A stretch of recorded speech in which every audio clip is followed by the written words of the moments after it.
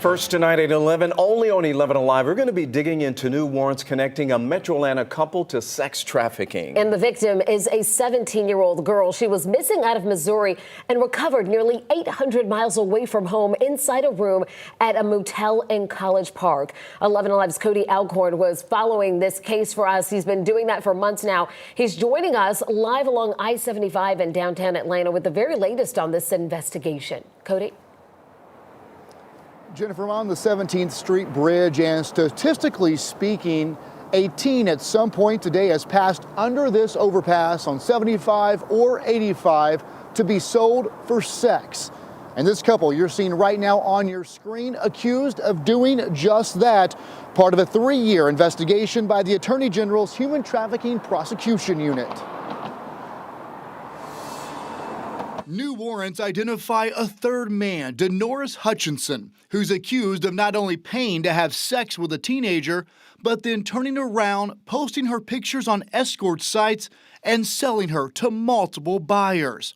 The teen, a 17-year-old, missing from Kansas City, Missouri, rescued in 2020 during a U.S. Marshals operation inside this travel lodge in College Park. This is a victim who had been trafficked over and over and over again. At the time, the Attorney General's office identified Stephen Stone as a man selling the teenager to men across Metro Atlanta.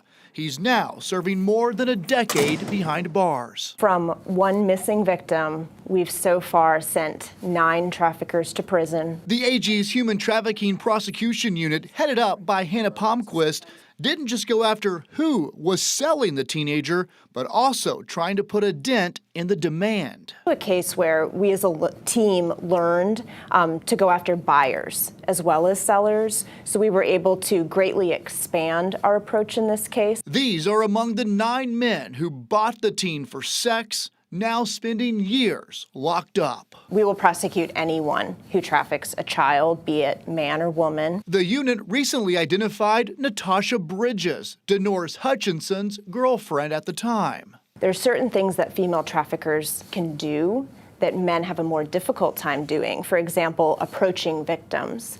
A runaway teenage girl is far more likely to get in the car with a female than she is with a male. Bridges is accused of driving the teenager to multiple locations, dropping her off for sex, and pocketing some of the money.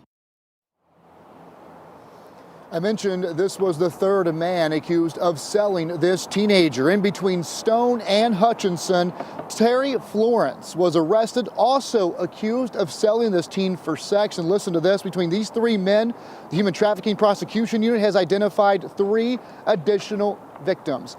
Again, 13 suspects, 4 victims from one missing teen who was simply labeled a runaway.